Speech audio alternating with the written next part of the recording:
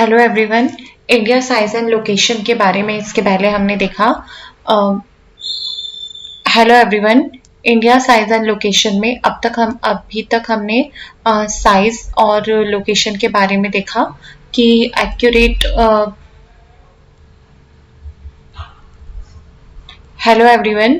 India size and location में हमने India के साइज के बारे में देखा है कि कितना स्क्वायर किलोमीटर इंडिया शेयर करता है, परसेंटेज के हिसाब से देखा।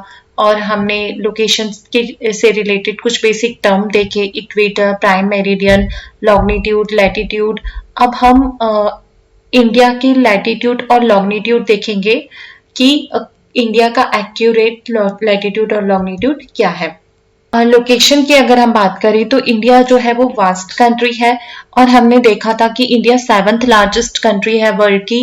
Comparison to other countries area के हिसाब से अगर हम देखें तो ये 7th लार्जेस्ट कंट्री है। फर्स्ट जो सबसे बड़ी कंट्री है वो रशिया है, लाइंग इंटायरली इन अ नदर्न हेमिस्फीयर। ये नदर्न हेमिस्फीयर में होती है क्योंकि ये आप देखिए, यहाँ से आप देख सकते हैं कि इक्वेटर के ऊपर वाले जितने कंट्रीज होती हैं वो नदर्न हेमिस्फीयर में होती हैं। तो इंडिया इक्वेटर के ऊपर है, इस हिसाब से ये नदर्न हेमिस्फीयर में होगी। इंडिया से ट्रॉपिक ऑफ कैंसर जाती है। ट्रॉपिक ऑफ कैंसर में 23rd डिग्री 30 मिनट नॉर्थ क्यों लिखा हुआ है, ये भी मैंने अपने पहले वीडियो में आप लोगों को बताया था कि इक्वेटर के ऊपर अगर हम 23rd डिग्री का एंगल लेंगे तो वो होगा नॉर्थ में, और नॉर्थ में होगा क्योंकि इक्वेटर के ऊपर जो भी रहता है वो नॉर्थ में होता है, तो उसे हम ट्रॉपिक ऑफ कैंसर बोलते हैं। और उसके नीचे अगर हम 23rd डिग्री का लेंगे इक्वेटर के नीचे यहाँ से, तो वो होगा ट्रॉपिक ऑफ कैप्रिकॉर्न, इसलिए ट्रॉपिक ऑफ कैंसर में नॉर्थ लिखा है। तो ट्रॉपिक ऑफ कैंसर जो है वो इंडिया को दो पार्ट में डिवाइड करती है।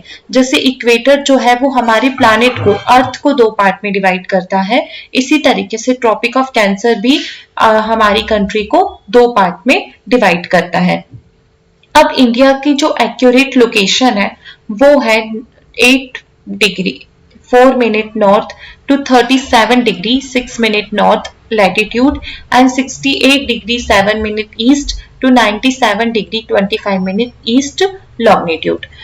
ये हम देखते हैं 68 degree 7 minute west and 97 degree 25 minute east, ये हो गया हमारा लैटिट्यूड। और 37 degree 6 minute north and 8 degree 4 minute, ये हो गया हमारा लैटिट्यूड। और क्योंकि ये नॉर्थ टू साउथ है। और उसके बाद 97 degree 25 minute east and 68 degree 7 minute west, ये हो गया हमारा लॉन्गिट्यूड। इसी तरीके से किलोमीटर में अगर हम देखें तो लैटिट्यूड जो है वो 3214 किलोमीटर है और जो लॉन्गिट्यूड है वो 2933 किलोमीटर है। और जिस तरीके से ऑल ओवर वर्ल्ड में वर्टिकली जो लाइन डिवाइड करती है वर्ल्ड को, जो हमारी प्लानेट है उसे वर्टिकली जो लाइन डिवाइड करती है उसे हम प्राइम मेरिडियन बोलते हैं।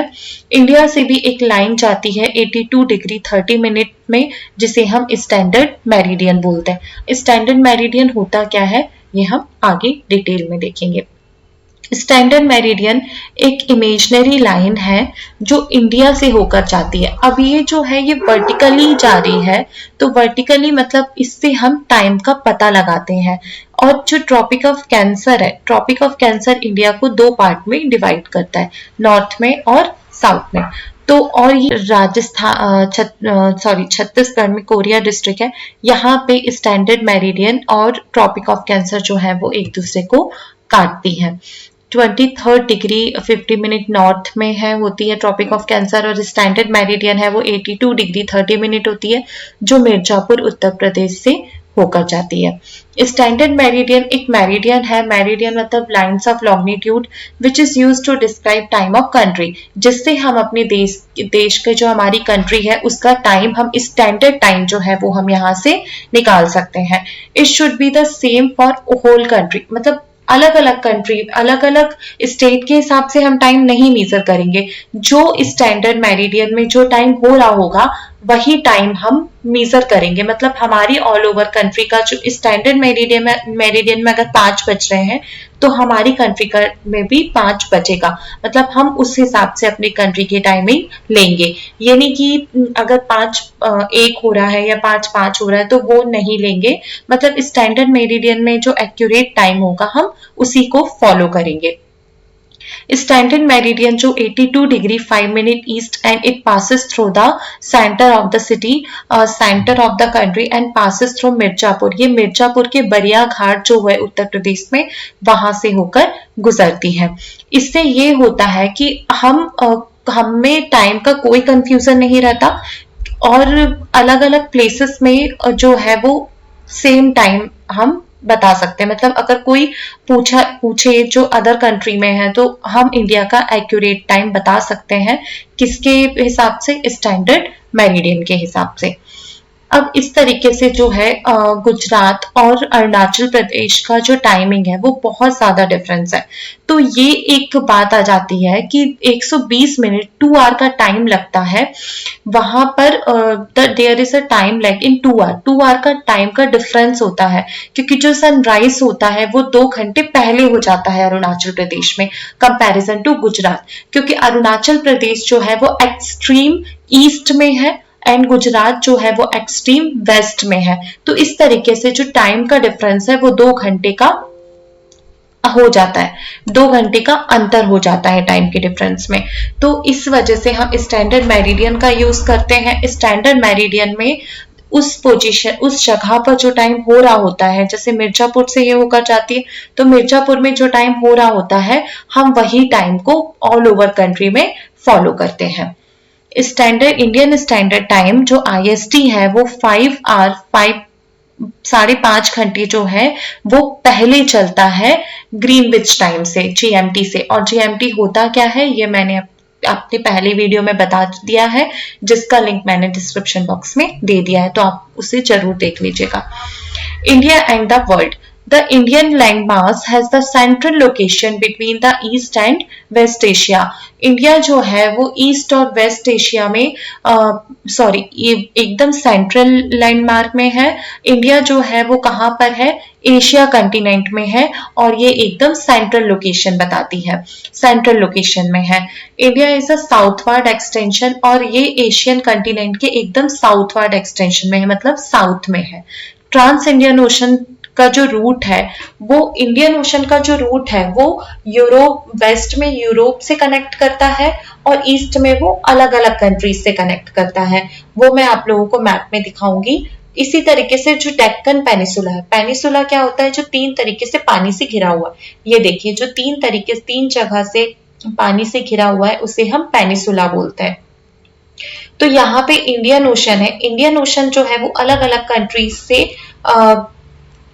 कांटेक्ट करता है, क्लोज कांटेक्ट करता है। जैसे हम वेस्ट की बात करें तो है अफ्रीका से, यूरोप से, वेस्टर्न कोस्ट में, और साउथ ईस्ट में, ईस्टर्न कोस्ट में भी ये बहुत सारी कंट्रीज से कनेक्ट होता है। मतलब इंडिया की एक ऐसी लोकेशन है कि हम ईस्ट में भी और वेस्ट में भी बहुत सारी कंट्रीज से कनेक्ट कर सकते हैं। जैसे ये देखिए यहाँ पे जो साउथ ईस्टर्न वाली कंट्रीज है, ये यहाँ से हम इंडियन ओशन से रूट्स को देख सकते हैं। यहाँ से हम देखें तो अलग अलग कंट्रीज वेस्टर्न वाले पार्ट में भी अलग अलग कंट्रीज में हम कनेक्ट कर सकते हैं। मतलब एशिया में हम देखें तो ये साउथवर्ड एक्सटेंशन में है इंडिया। और इंडिया एक ऐसी कंट्री है जिससे लैंड के थ्रू भी हम देखें तो बहुत सारी कंट्रीज से कनेक्शन है। और अगर वाटर बॉडीज से देखें तो वाटर बॉडीज से वेस्ट में भी और ईस्ट में भी हम अलग अलग कंट्रीज से कनेक्शन कर सकते हैं, कांटेक्ट कर सकते हैं। अब हम देखते हैं इंडिया के नॉर्थ में सारे हिमालय रेंजेस हैं, ये आपको दिख रहे होंगे। जम्मू कश्मीर से लेकर अरुणाचल प्रदेश तक सारे हिमालय रेंजेस हैं। उनके नीचे अगर यहाँ पर देखें जो ग्रीन वाला पोर्शन है वो पूरे प्लेन्स है, बीच में प्लेट्यूज वाला पोर्शन है और ये पेनिसुलर प्लेट्यूज है। और इस तरफ ईस्टर्न कोस्ट लाइन है और इस तरफ वेस्टर्न कोस्ट लाइन है। और ये जो दिख रहा है ये डिजर्ट एरिया है जो राजस्थान में है। अब जो है हमने देखा इंडिया से एक लैंड वाटर बॉडीज जो है वाटर बॉडीज से हम दूसरी कंट्रीज में जा सकते हैं। तो यहाँ से पूरा कवर करने में बहुत ज़्यादा टाइम लग रहा था। 19,800 किलोमीटर का टाइम जो है वो यहाँ से यूरोप कंट्री में जाने में, यूरोप कॉन्टिनेंट में लंदन जाने में लग रहा था। लेकिन जब यहाँ से स्विस कैनाल को खोल दिया गया तो ये 7,200 माइल्स 11,600 किलोमीटर में ही ये दूरी जो है वो हम कवर कर सकते हैं। तो स्विस कैनाल से 7,000 किलोमीटर जो है वो रिड्यूस हुई है डिस्टेंस, जिससे इजीली हम अपनी किसी दूसरी कंट्री में जा सकते हैं थ्रू अ वाटर बॉडीज। अब एक क्वेश्चन है जो मोस्ट इंपॉर्टेंट क्वेश्चन है इस चैप्टर का, कि इंडियन ओशन का नाम जो है वो इंडियन ओशन क्यों पड़ा? क्योंकि कोई बड़ी कंट्री जो है वो आसपास नहीं थी जिससे बहुत ज्यादा अच्छे से हम ट्रेड कर सके। इस वजह से जो है इंडियन ओशन का नाम इंडिया के नाम पर इंडियन ओशन रखा गया है, क्योंकि इंडिया ही एक सबसे बड़ी कंट्री कहलाती थी और इंडिया एक सेंट्रल लोकेशन देती थी, जिससे हम ईस्टर्न पार्ट में भी, ये देखिए इंडिया का सेंट्रल लोकेशन है, इसलिए हम ईस्टर्न वाले पार्ट में भी इजीली कनेक्ट कर सकते हैं और वेस्टर्न वाले पार्ट में भी इजीली कनेक्ट कर सकते हैं।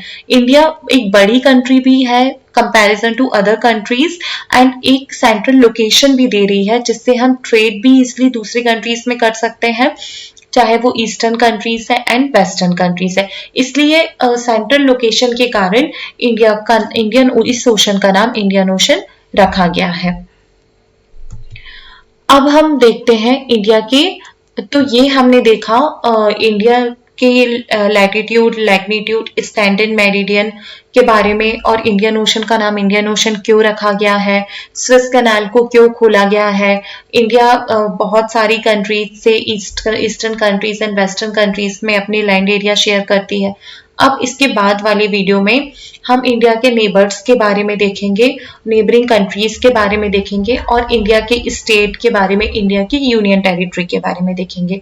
तो अगर आप लोगों को कुछ भी डाउट हो तो आप मुझे कमेंट्स कर सकते हैं। Thank you so much.